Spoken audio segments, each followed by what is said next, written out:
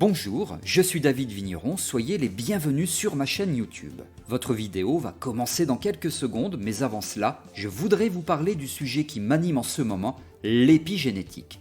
Si vous êtes coach ou thérapeute, vous en avez certainement entendu parler. Cette approche révolutionnaire secoue le monde de la science et de la psychologie depuis quelques années, en prouvant que certains troubles comme l'anxiété, la dépression, les phobies ou des addictions peuvent être liés à l'histoire de nos ancêtres. En effet, des études récentes sur l'ADN démontrent que les expériences de vie et les traumatismes d'une personne peuvent impacter le patrimoine génétique de ses descendants. Ces découvertes ont donné naissance à la psychogénéalogie, une approche thérapeutique qui invite à explorer son héritage familial pour se libérer de ses schémas répétitifs, des croyances limitantes ou des blocages émotionnels. C'est donc un formidable outil à utiliser en coaching ou en thérapie. Si vous souhaitez en savoir plus, je vous invite à un webinaire avec mon collègue et ami Frédéric Barbet. Cette conférence en ligne intitulée « Comment intégrer la psychogénéalogie au cœur de la thérapie » est unique en France. Nous allons vous présenter les fondements de la psychogénéalogie, comment identifier les schémas de comportement transmis de génération en génération dans une lignée, ainsi que des exercices concrets pour découvrir vous-même l'efficacité de cette pratique. Ce webinaire est pour l'instant en accès gratuit, vous pouvez y assister en vous inscrivant via le lien situé dans la description de cette vidéo. Profitez de cette opportunité de découvrir la psychogénéalogie, cette pratique qui révolutionne vraiment le monde de la thérapie aux États-Unis. Elle n'est pour l'instant que peu explorée en France malgré la forte demande des consultants. A très vite en conférence et maintenant, c'est parti, votre vidéo démarre. Les 3 fondamentaux de la psychogénéalogie thérapeutique. Bonjour, je vais parler de mots MAUX, je vais parler de traumatisme, de descendants, d'ascendants, de transmission, etc. Vous allez voir, ça va être véritablement passionnant. Je suis David Vigneron, ravi de vous accueillir sur ma chaîne YouTube à laquelle vous pouvez vous abonner en cliquant sur le bouton s'abonner et vous pouvez aussi activer la cloche de notification pour être informé lorsque je sors de nouvelles vidéos. C'est tout à fait gratuit et c'est régulier, alors profitez-en. Allez, on y va, les 3 fondamentaux de la psychogénéalogie thérapeutique. Lesquels sont-ils? Vous allez pouvoir prendre des notes. Alors le premier fondamental, c'est que nos mots MAUX sont parfois hérités de nos ancêtres. C'est le postulat de base de la psychogénéalogie. Nos ancêtres, ils ne nous lèguent pas seulement un patrimoine génétique, matériel ou culturel, ils nous lèguent aussi souvent un ensemble de non-dits, de sentiments de honte, entre autres de culpabilité ou de colère par rapport à certains événements qu'ils ont eux-mêmes vécus. Alors bien sûr, ils nous lèguent aussi, et tant mieux, de la joie, de l'amour, mais ce ne sont pas ces émotions positives qui posent problème à leurs descendants. La psychogénéalogie, tout comme la psychanalyse d'ailleurs, elle part du principe que tout être humain représente extérieurement ce qu'il vit intérieurement. S'il ne peut pas verbaliser quelque chose, il va l'exprimer d'une autre manière. Comment? Alors c'est peut-être par des gestes, par un ton, un timbre de voix, par un comportement, parfois par des maux physiques comme de l'eczéma, du psoriasis, des crises d'angoisse, etc. Alors, il ne contrôle pas ce comportement ou ces désagréments physiques, bien sûr, il ne sait pas d'où ça vient. Parfois, à l'inverse, on sait d'où vient le problème. Par exemple, je ne sors plus dans la rue parce que j'ai vécu une agression traumatique. Mais affronter ce problème devient plus compliqué que de gérer le désagrément qui en est l'expression. J'ai trop honte d'avoir été agressé, je préfère ne pas en parler à un psychologue par exemple, et tant pis si je développe cette phobie de sortir de chez moi.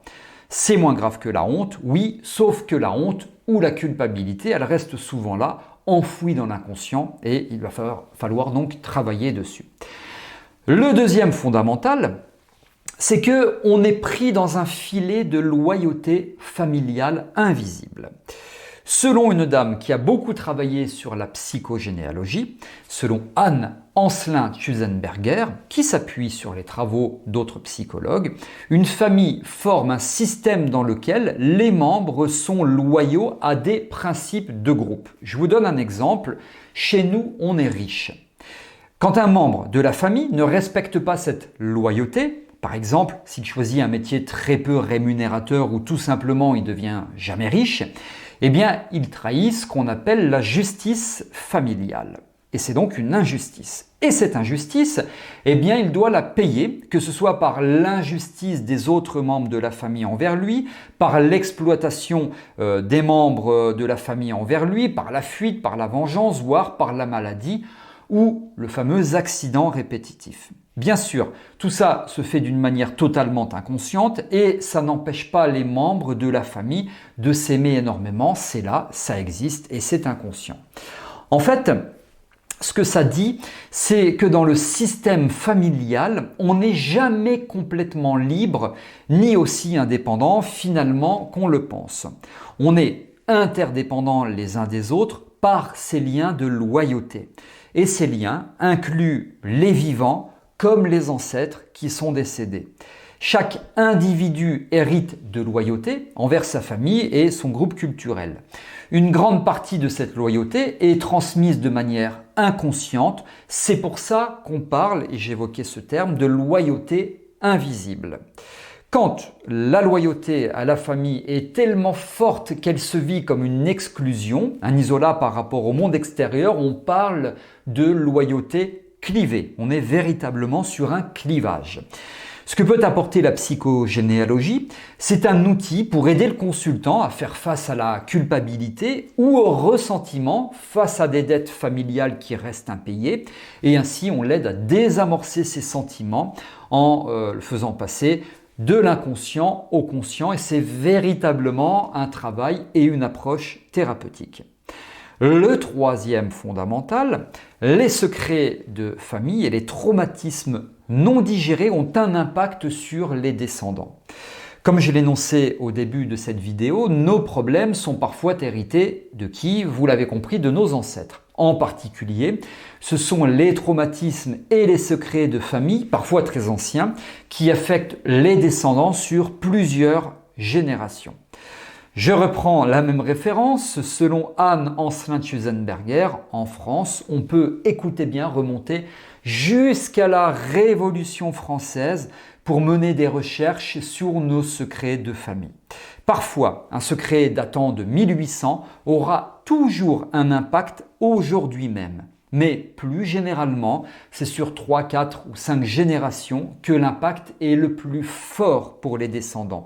Donc, si votre consultant recherche l'origine de son problème dans sa généalogie, il doit remonter au moins jusqu'à ses arrière-grands-parents. Alors bien sûr, on dispose d'outils de recherche pour aider le consultant à savoir, pour, au bout du compte, le mener à la conscientisation de son problème, pour qu'il s'en libère et pour qu'il le règle. Souvent, on devra aussi y combiner l'hypnose ou l'EFT, et un des outils dont on dispose, c'est le génosociogramme. Et puisqu'il y a quelque chose de très psychologique aussi dans tout ça, je parle volontiers de psychogénosociogramme, même si je n'utilise pas ce terme dans la formation que je vous propose.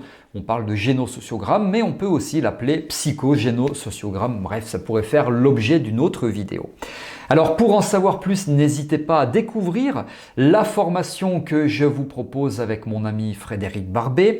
C'est une formation en ligne de praticien en psychogénéalogie thérapeutique. Elle est certifiante, elle dure environ 16 heures. Il y a tout dans cette formation et vous pouvez aussi vous inscrire au webinaire Psychogénéalogie, comment l'intégrer au cœur de la thérapie.